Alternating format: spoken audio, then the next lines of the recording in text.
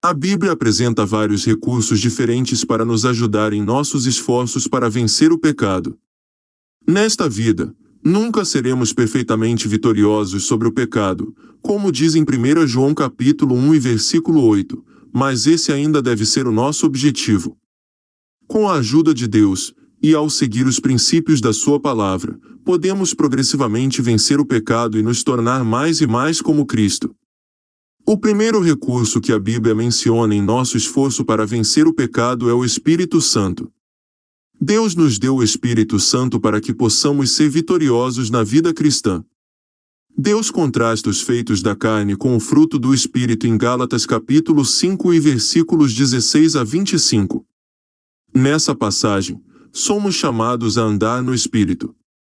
Todos os crentes já possuem o Espírito Santo, mas esta passagem nos diz que precisamos andar no Espírito, cedendo ao seu controle. Isto significa escolher consistentemente seguir a direção do Espírito Santo em nossas vidas ao invés de seguir a carne. A diferença que o Espírito Santo pode fazer é demonstrada na vida de Pedro, o qual, antes de ser cheio do Espírito Santo, negou Jesus 3 vezes e isso depois de dizer que seguiria a Cristo até a morte. Depois de ser cheio do Espírito, ele falou abertamente e fortemente com os judeus no Pentecostes.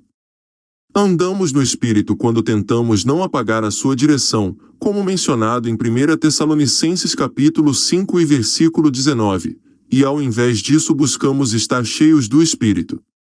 Como se pode ser cheio do Espírito Santo? Em primeiro lugar, é escolha de Deus assim como era no Antigo Testamento. Ele selecionou indivíduos para realizar uma obra que queria que fosse cumprida e encheu-os com o seu. Há evidências em Efésios capítulo 5 e versículos 18 a 21 de que Deus escolhe encher aqueles que se abastecem com a palavra de Deus. Isso nos leva ao segundo recurso. A palavra de Deus, a Bíblia, diz que Deus nos deu a sua palavra para nos equipar para toda boa obra 2 Timóteo capítulo 3 e versículos 16 e 17. Ela nos ensina a como viver e em que acreditar, revela quando escolhemos caminhos errados, ajuda-nos a voltar ao caminho certo e a permanecer neste caminho.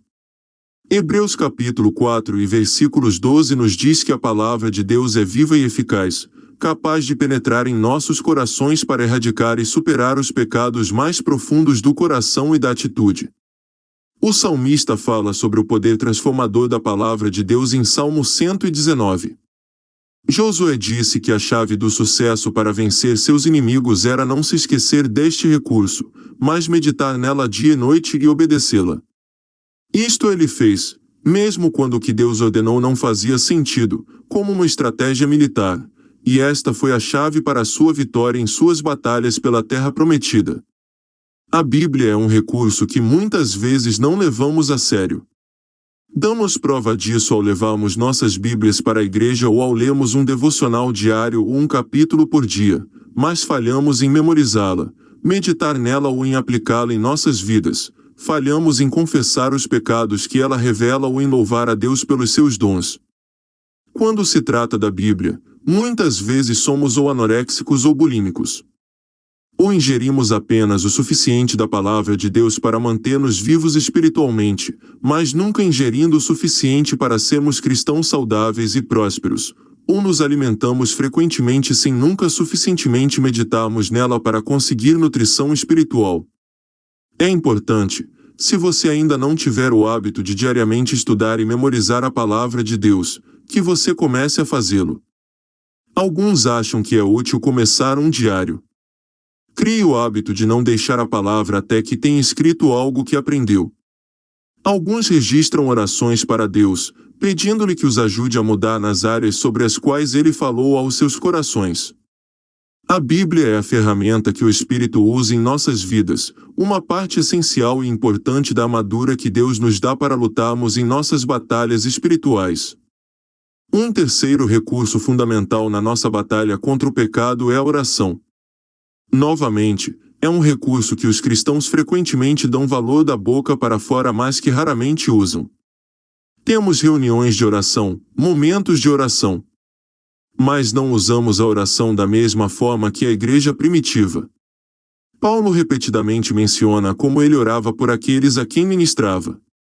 Deus nos deu promessas maravilhosas a respeito da oração, e Paulo inclui a oração em sua passagem sobre como se preparar para a batalha espiritual em Efésios capítulo 6 e versículo 18. Quão importante é a oração para vencer o pecado em nossas vidas? Temos as palavras de Cristo a Pedro no jardim do Getsêmani, pouco antes da negação de Pedro. Enquanto Jesus ora, Pedro está dormindo. Jesus o acorda e diz: vigiem e orem para que não caiam em tentação. O espírito está pronto, mas a carne é fraca. Mateus capítulo 26 e versículo 41. Nós, como Pedro, queremos fazer o que é certo, mas não encontramos forças. Precisamos seguir o alerta de Deus para continuarmos buscando, batendo, pedindo, e Ele nos dará a força de que precisamos. A oração não é uma fórmula mágica.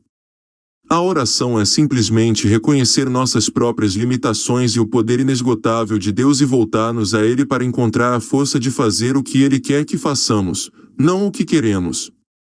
Um quarto recurso em nossa guerra para vencer o pecado é a igreja, a comunhão de outros crentes. Quando Jesus enviou seus discípulos, Ele os enviou 2 a 2. Os missionários em Atos não saíram um de cada vez, mas em grupos de 2 ou mais. Jesus ordena que não deixemos de congregar-nos juntos, mas que usemos esse tempo para encorajar uns aos outros em amor e boas obras. Hebreus capítulo 10 e versículo 24. Ele nos diz para confessarmos os nossos pecados uns aos outros. Tiago capítulo 5 e versículo 16. Na literatura sapiencial do Antigo Testamento, aprendemos que como o ferro afia o ferro, um homem afia outro. Provérbios capítulo 27 versículo 17. A forcem.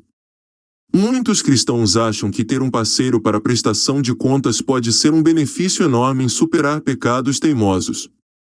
Ter uma outra pessoa que possa falar com você, orar com você, encorajá-lo e até mesmo repreendê-lo é de grande valor. A tentação é comum a todos nós.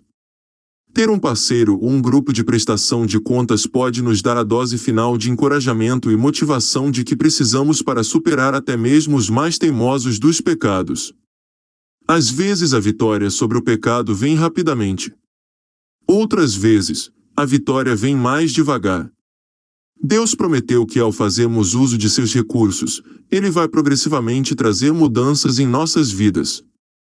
Podemos perseverar em nossos esforços para vencer o pecado porque sabemos que Ele é fiel às suas promessas.